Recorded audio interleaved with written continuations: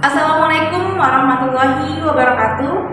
Perkenalkan, nama saya Gismawati dengan NIM 20055156040 dari Program Studi Pendidikan Geografi Fakultas Keguruan dan Ilmu Pendidikan Universitas Mula Warman. Assalamualaikum warahmatullahi wabarakatuh dan selamat siang anak-anak. Waalaikumsalam warahmatullahi wabarakatuh. Baik, gimana hari ini kabarnya? Baik. Alhamdulillah. Hari ini ada yang tidak masuk? Ada. Siapa? Rizal. Sakit ya, semoga Rizal segera lekas sembuh. Amin. Baik, hari ini kita pertemuan pertama ya di materi mitigasi bencana alam. Baik, adapun tujuan pembelajaran hari ini yaitu siswa diharapkan mampu memahami jenis dan karakteristik bencana alam. Yang kedua, siswa diharapkan mampu memahami siklus penanggulangan bencana alam. Berbicara mitigasi bencana alam, jika dikaitkan dengan Pancasila, kira-kira itu masuk di sila berapa anak-anak? Ada yang tahu? Ya, silakan Nadia. Sila ketiga, Bu, Persatuan Indonesia.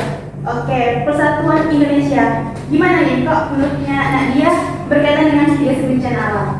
Ya, Bu, dalam mitigasi bencana alam itu kita ada namanya kerjasama, Bu, tentang gotong royong untuk membersihkan setelah bencana atau sebelum bencananya, Bu. Baik, benar ya kata Nadia ya. Jadi termasuk di sila ketiga yaitu Persatuan Indonesia. Karena apa? Karena kita masyarakat Indonesia terkenal dengan gotong royongnya. Nah, selain sila ketiga, termasuk ke dalam sila berapa lagi anak-anak? Ada yang tahu? Saya, Bu. Oke, silakan Nabila. Ya, yang termasuk ke sila kedua yaitu kemanusiaan yang adil dan beradab. Oke, bisa dijelaskan? Karena kan setiap manusia itu punya rasa simpati dan empati kepada sesamanya. Nah, jadi jika terjadi bencana, suatu bencana, pasti kita punya perasaan untuk membantu sesama kita, lebih seperti korban gitu, Bu. Nanti kita bantu dengan cara mitigasi bencana. Baik, benar sekali ya kata Nabila ya. Jadi mitigasi bencana alam itu jika dikaitkan dengan Pancasila itu berkaitan dengan sila kedua dan sila ketiga ya. Sila kedua yaitu tentang kemanusiaan, karena mitigasi bencana alam ini maka kita akan berbicara tentang manusia karena manusia yang akan terdampak. Indonesia adalah negara kepulauan terbesar di dunia. Indonesia juga memiliki lebih dari 17.000 pulau dan di mana hanya sekitar 7.000 pulau yang berpenghuni. Selain itu, Indonesia juga dikelilingi oleh Ring of Fire atau cincin api Pasifik. Karena Indonesia dilewati oleh cincin api Pasifik menyebabkan sering terjadinya gunung meletus. Nah, karena apa? Karena Indonesia terletak di 3 lempeng. Ada yang tahu lempeng apa aja? Ya? Lempeng Pasifik. Pasifik. Apa lagi? Lempeng. Lempeng Samudra. Lempeng Pasifik? Eurasia. Eurasia. Oke, benar. Ada lagi satu lagi? Indo-Australia. Indo-Australia. Benar ya? Jadi Pasifik, Eurasia, dan Indo-Australia. Nah, yang dimana jika lempeng tersebut saling mendekat ya dan mengalami pergeseran, maka akan menyebabkan yang namanya gempa bumi maupun gunung meletus. Seperti itu. Nah, selanjutnya macam-macam bencana. Jadi bencana itu ada bencana alam, bencana non alam, dan juga bencana sosial. Nah, bencana alam adalah bencana yang disebabkan oleh alam itu sendiri. Contohnya seperti apa? Ada yang tahu? Tsunami. Oke, banjir, tsunami, apa lagi? Putus. Apa? Tadi aja? Gunung meletus. Oke, gunung meletus, benar ya. Jadi tadi merupakan yang anak-anak sebutkan merupakan bencana alam seperti itu. Nah, bencana alam ini adalah bencana. Nah, bencana alam adalah bencana yang disebabkan oleh atau serangkaian non alam itu sendiri. Misalkan seperti apa? Misalkan bencana gagal teknologi dan wabah penyakit seperti itu ya. Nah, misalkan nih di contoh ini adalah bencana nuklir yang terjadi di Fukushima dari Jepang ya pada tahun 2011. Nah, ada lagi nggak anak-anak yang mau menambahkan contoh bencana non alam? COVID-19, Bu. Covid, Bu. Ada lagi? Flu Spanyol. Oke, flu Spanyol. Yang di Indonesia ada nggak anak-anak? Boleh.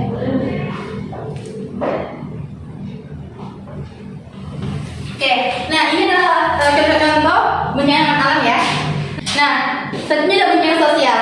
Bencana sosial adalah bencana yang disebabkan oleh manusia itu sendiri.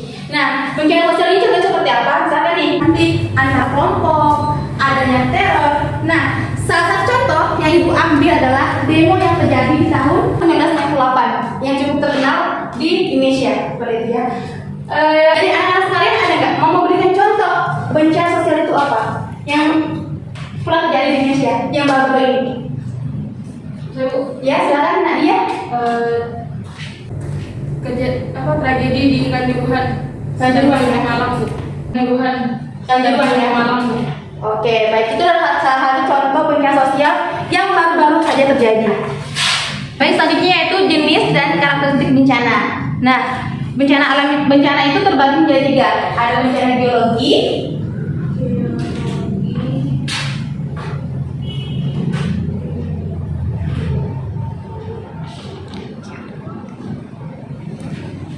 bencana klimatologi, ya benar,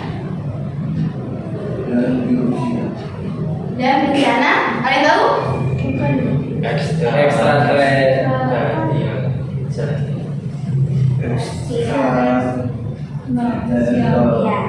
Oke, bencana apa tadi?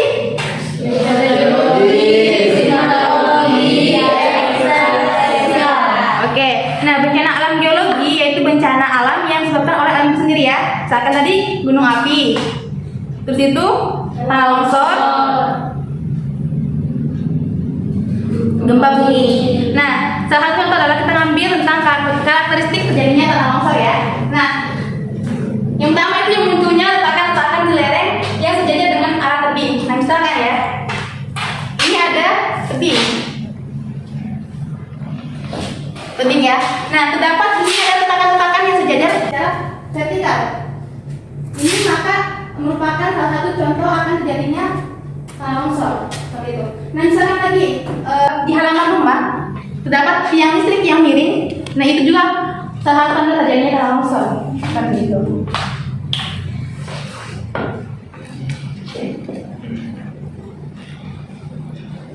Nah, selanjutnya itu bencana alam klimatologi. Nah, bencana alam klimatologi adalah bencana alam yang disebabkan oleh perubahan cuaca. Fenomena cuaca yang mempunyai potensi menimbulkan bencana, menghancurkan tatanan kehidupan sosial atau yang menimbulkan korban jiwa. Nah, salah satu bencana adalah bencana kebakaran. Apalagi kemarau. Ya? Suhu ekstrim. Puting beliung. Ada lagi? Banjir. Oke. Di Samarinda kan sering terjadi banjir ya? Ya, Bu. Oke. Ibu mau lihat kan peta Samarinda dari Google Earth ya? Nah, ini daerah lembus warna.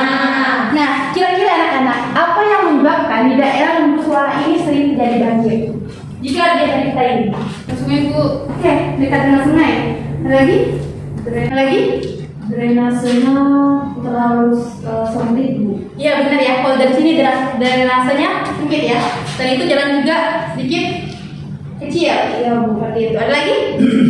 Mesti mau menambahkan?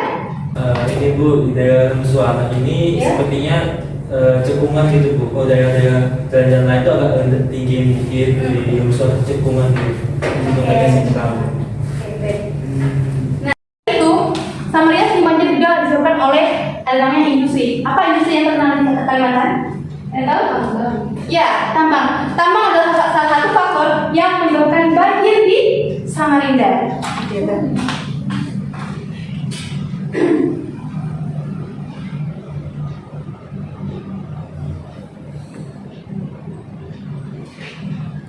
Nah, ini adalah salah satu contoh bencana alam klimatologi ya, banjir, badai, dan kebakaran.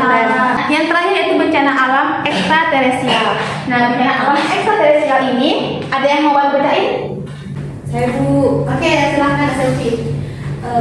bencana alam ekstraterestrial adalah bencana alam yang disebabkan oleh gaya atau energi dari luar bumi. Contoh energi dari luar bumi ini adalah peristiwa asteroid dan atau komet yang menembus lapisan udara dan jatuh bertumbukan dengan permukaan bumi dan menyebabkan kerusakan. Baik, terima kasih ya Nasrpi. Nah, bencana alam ekstraterestrial ini bencana alam yang terjadi di luar angkasa seperti itu. Nah, bencana alam ini jarang terjadi, namun pada saat terjadi dia akan menimbulkan dampak yang sangat dahsyat, bahkan bisa melebihi dampak dari bencana alam geologis maupun bencana alam klimatologis. Oke, kita masuk ke mitigasi bencana. Ada yang mau memberi pendapat tentang mitigasi bencana? Mungkin Maulana? Kira-kira menurut Maulana mitigasi itu apa? Mitigasi bencana itu ya untuk mengurangi dampak dari bencana tersebut, ya risiko kerusakan gimana ya? Dampak menimbulkan korban jiwa itu kita bisa menguranginya lah. Oke, baik, benar ya kata anak Maulana ya. Jadi mitigasi bencana ini untuk mengurangi risiko bencana alam. Jadi mitigasi ini kita nggak hanya setelah terjadi bencana kita melakukan mitigasi, namun sebelum dan saat serta setelah mitigasi kita perlu yang namanya penanggulangan seperti itu. Nah, jenis mitigasi bencana ada dua. Yang pertama mitigasi struktural dan yang kedua mitigasi non struktural. Nah, mitigasi struktural berhubungan dengan usaha-usaha pembangunan fisik. Misalkan di negara Jepang lagi ya, kita ambil contoh. Negara Jepang ini adalah negara yang sering terjadi gempa. Namun, pintarnya negara Jepang, kenapa? Dia membangun bangunan yang sudah aman dari gempa seperti itu. Nah, yang kedua yaitu mitigasi non struktural adalah jenis mitigasi yang dilakukan selain dengan pembangunan pasangan tersendiri. Ada yang mau memberi contoh tentang mitigasi non struktural? Saya Bu. Ya, silakan Masih. Ini Bu, mitigasinya mengadakan sosialisasi masyarakat Bu. Oke, sosialisasi, benar ya. Lagi? Ngasih tanda-tanda Bu, misalnya rawan bencana. Oke, memberikan tanda-tanda rawan bencana gitu ya. Benar. Lagi? Itu aja saya. Oke, ada yang menambahkan? Oke, ini tambahkan ya. Nah, pernah lihat tata ruang?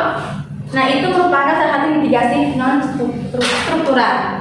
Saya Bu. Oke, silakan Nabila. Kan tadi Ibu memberikan contoh terkait mitigasi struktural yang ada di negara Jepang. Iya. Nah, di Indonesia sendiri kan itu termasuk salah satu negara yang rawan terjadinya bencana seperti gempa bumi dan gunung meletus. Apakah kita punya Bu mitigasi struktural khusus di Indonesia? Oke, baik ya. Pertanyaan yang bagus. Nah, dari anak-anak sekalian ada yang mau membantu menjawab? Nggak tahu Bu. Belum tahu ya. Nah, jadi di Indonesia itu ada alat untuk mitigasi tsunami. Ya, nama alatnya itu lupa, bentar ya, dicarikan dulu contohnya.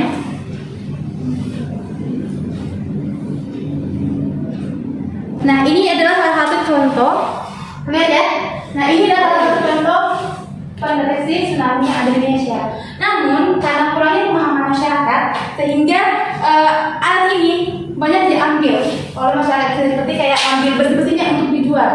Gitu ya. Jadi butuhnya pemahaman pada masyarakat tentang alat mitigasi yang ada di Indonesia. Seperti itu.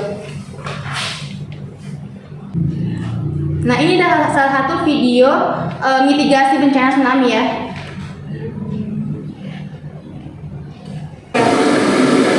Nah, ini ada alatnya ya.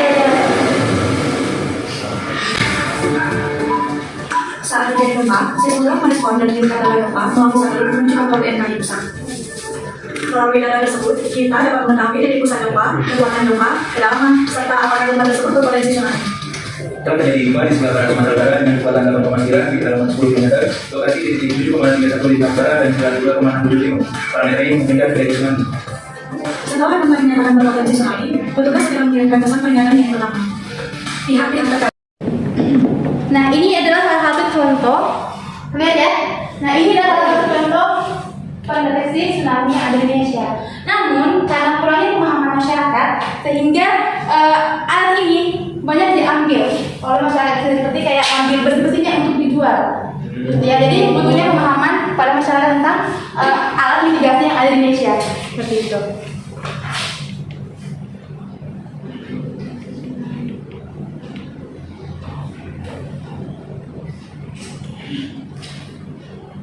Ada lagi yang mau ditanyakan anak-anak? Cukup? Cukup Bu. Baik. Nah, ini tadi tujuan mitigasi bencana alam ya. Yang pertama yaitu untuk meminimalisir adanya kerugian. Oke. Kemudian perencanaan pembangunan. Oke, selanjutnya yang terakhir Meminimalisir kerusakan bencana alam. baik. Nah, ini adalah salah satu video mitigasi bencana tsunami ya.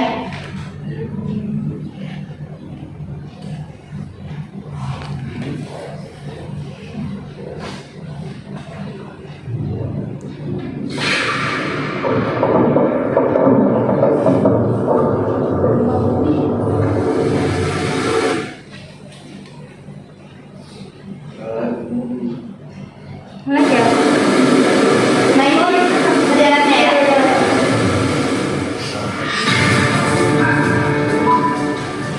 Saat terjadi gempa, seismolog merespon dan mengirimkan data gempa melalui satelit menuju kantor BMKG pusat. Melalui data tersebut, kita dapat mengetahui titik pusat gempa, kekuatan gempa, kedalaman, serta apakah gempa tersebut berpotensi tsunami. Telah terjadi gempa di sebelah barat Sumatera Utara dengan kekuatan 8,9 di kedalaman 10 km. Lokasi di titik 7,31 di Tengah Utara dan 92,67 timur. Parameter ini memungkinkan terjadi tsunami.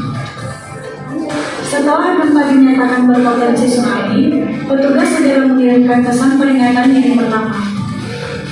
Pihak-pihak terkait. Baik anak-anak, materi hari ini sampai sini dulu ya. Nah, namun kita akan mengerjakan tugas. Tenang aja, tugasnya per kelompok kok ya. Jadi satu kelompok 4 orang. Mungkin ini berbaris ya. Satu kelompok 1, kelompok 2, kelompok 3. Baik. Oke? Mungkin kita berkumpul dengan kelompok masing-masing. Ini sini. Sini. Bu, kita usulan.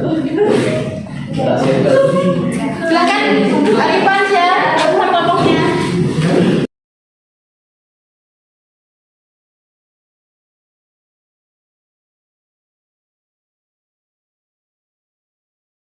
Memiliki akan membahas bencana yang berbeda ya. Kelompok 3 bahas apa? Bencana apa? Tanah longsor Ibu. Oke, longsor. Nah, ini ada petunjuk pengerjaannya. Jadi nanti di gambar ketiga ada peta, benar? Ada bulu. Oke, jadi anak-anak ikuti petunjuk pengerjaannya. Jadi analisis penyebab bencana, misalkan kebakaran yang terjadi sama Samarinda, kemudian beri tanda daerah yang rawan bencana. Boleh pakai dicari atau dikasih garis saja menggunakan pulpen atau spidol warna. Oke. Oke, Ibu beri waktu sekitar 15 menit ya untuk mengerjakan tugasnya. Silakan berdiskusi dengan kelompoknya masing-masing.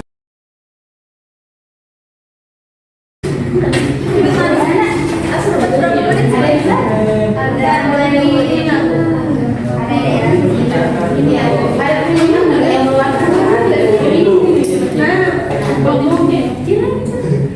Bulgaria ya. Oke. Modal jadi berapa sih? Sebenarnya mungkin yang ini jalan ya? Iya. Oke. Nanti ada 2 pertanyaannya harus dijawab ya. Oh iya. Oke. Ini bencana apa? Banjir. Banjir. Sudah tugasnya? Oke, boleh. Misalkan nih kayak jalannya kasih dari banjir. Sudah paham ya? Ini gimana? Listrik. Lebih dari kan? Sudah. Ada Getarnya jawabannya.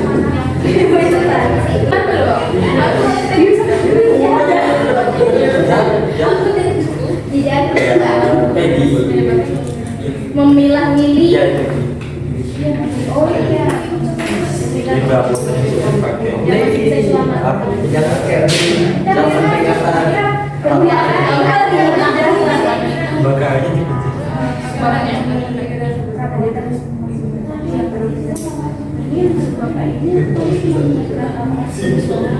Sama ada berapa? menyiapkan apa Cuma beda tuh lihat ya, apa yang dilakukan dan beda. Ini memperbaiki instalasi kabel. Memperbanyak sama daerah yang menjadi. Iya, siap. Itu apa namanya apa? Apa yang saya berbeda?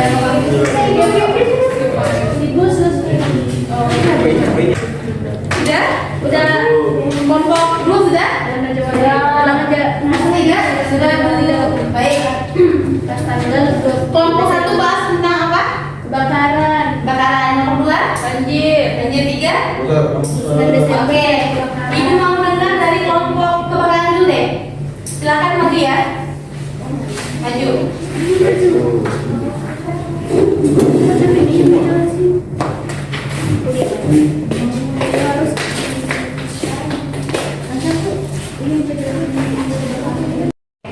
Oke, kelompok 1 akan mempresentasikan hasil kerja kelompoknya. Jadi dimohon kelompok lain untuk memperhatikan ya temannya menyampaikan hasil diskusinya. Silakan kelompok 1. Ya, jadi di sini kami mendiskusikan tentang hasil kerja kami. Jadi kita bisa lihat dari Kecamatan Sungai Pinang ini, daerah ini sangat padat penduduk dan itu sangat beresiko terjadinya kebakaran. Jadi di sini nanti ada pasca, saat, sama Bencana yang dijelasin oleh Bella. ya, untuk menanggulangi bencana kebakaran di Samarinda itu di saat setelah itu menyiapkan APAR dan melakukan sosialisasi terhadap pemukiman padat penduduk serta memperbaiki instalasi kabel. Dan ketika saat kita bisa menjauhi dari api kebakaran tersebut, menghubungi pemadam kebakaran dan membantu memadamkan api sebisa mungkin serta mematikan aliran listrik. Yang paskanya itu memperbaiki kabel, terus bergotong royong, memilih barang-barang yang harus terbakar tapi yang bagusnya sih Yang masih bisa digunakan. Ya, jadi itu dari kelompok 1. Baik. Dari kelompok 2, 3 ada yang mau dijelaskan dari kelompok 1?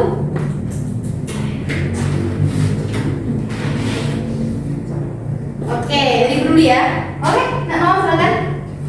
Saya ingin bertanya. Mungkin tidak bisa dasarnya nak mau kan?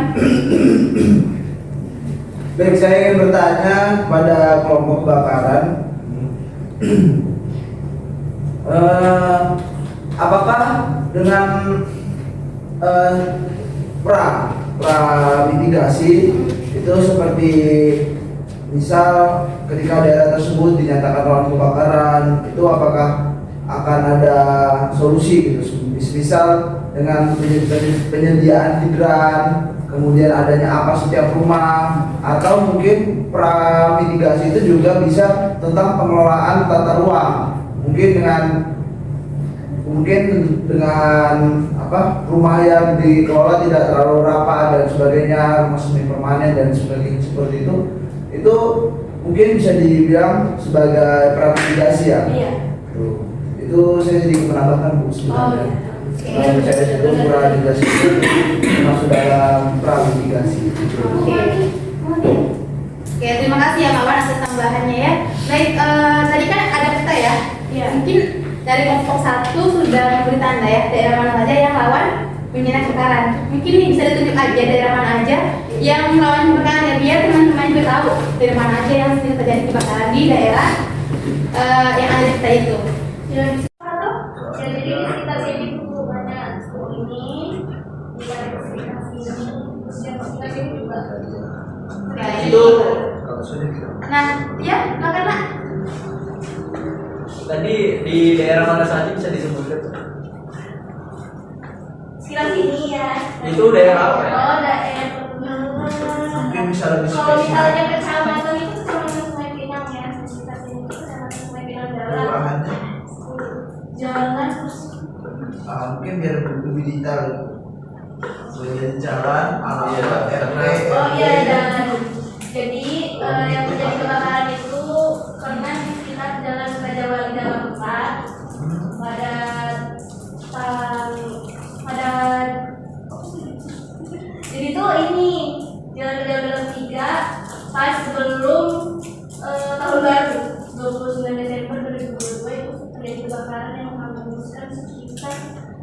10 atau 15 rumah. Oh ya, terima kasih. Ya.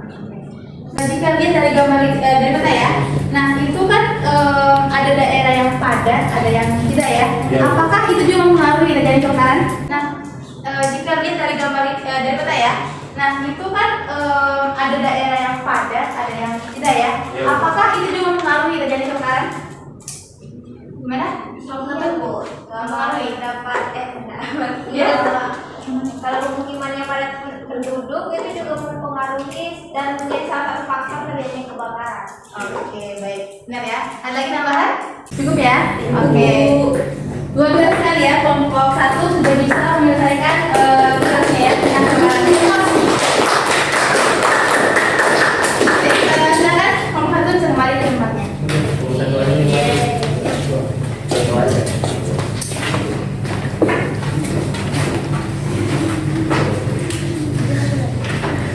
Baik, mungkin hari ini cukup sampai sini ya.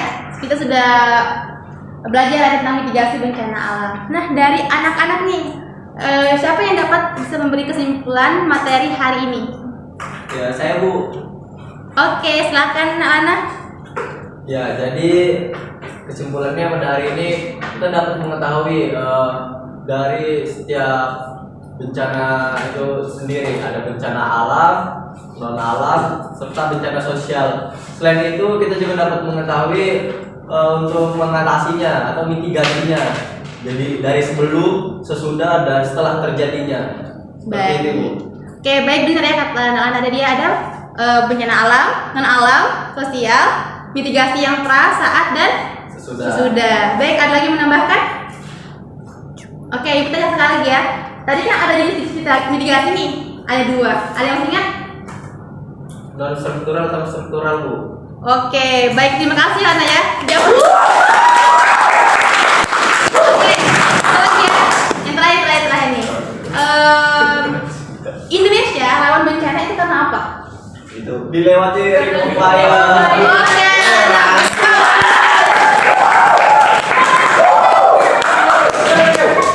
Oke, mungkin cukup sekian ya materi kita hari ini.